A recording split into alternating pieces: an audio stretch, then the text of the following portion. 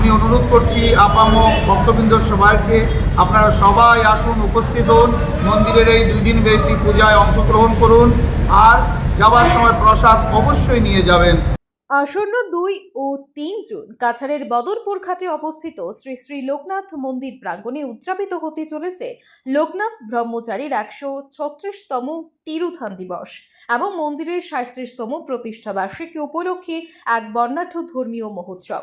পূজার্চনা, পদযাত্রা, কীর্তন, সংকীর্তন, বাল্যভোগ, অঞ্জলি ও মহাপ্রসাদ বিতরণ সহ নানা ধর্মীয় আয়োজন থাকছে।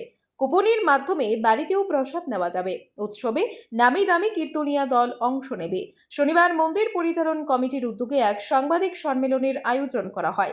এতে কমিটির সভাপতি দেবুপ্রসাদ এন্দো, সম্পাদক সুজিত সাহা সহ অন্যান্য সদস্যরা উৎসব আয়োজন সম্পর্কে বিস্তারিত তুলে ধরেন। তারা জাতি, ধর্ম, বর্ণ নির্বিশেষে সবাইকে উৎসবে অংশগ্রহণের আহ্বান জানিয়েছেন। এদিনের সাংবাদিক সম্মেলনে পরিচালন কমিটির পক্ষে রাজ্য বণিক, শ্যামল কর্মী, সমরেশ চৌধুরী, মিন্টু দাস প্রমুখ উপস্থিত ছিলেন। ব্যুরো রিপোর্ট, আজকের বরাক। BVCL presents আজকের Barak, a digital unit of Adrija Enterprise.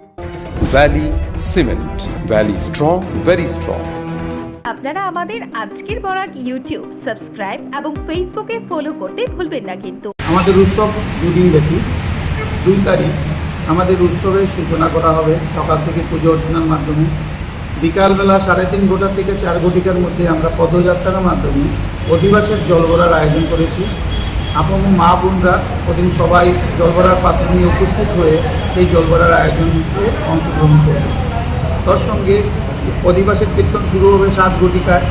7 ঘটিকায় অধিবাসের কীর্তন সমাপনে মানুষের জন্য প্রসাদের আয়োজন।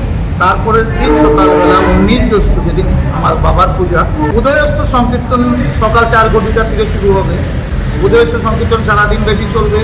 সকাল 7:30 ঘটিকায় বাল্যভোগের আয়োজন, 11:30টায় অঞ্জলি হবে। সারাদিন পুজোর পরে মানুষ প্রসাদ গ্রহণ করবে। 12 ঘটিকার জন্য বাড়ি প্রসাদ নিয়ে যাওয়ার জন্য ব্যবস্থা রেখেছি আমরা। কুপন সংগ্রহ করে প্রসাদ বাড়ি নিয়ে যেতে পারবে।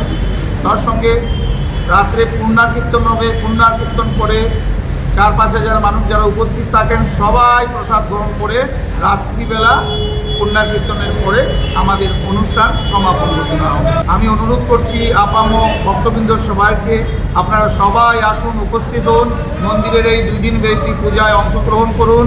আর যাওয়ার সময় প্রসাদ অবশ্যই নিয়ে যাবেন। আমরা আনন্দিত হব আপনাদের উপস্থিতিতে। জাতি, ধর্ম নির্বিশেষে সবাইকে আমন্ত্রণ রইল মন্দিরে আসার। বাইরে থেকে টিঙ্কু গোসাই কীর্তনী পার্টি আমরা আয়োজন করেছি।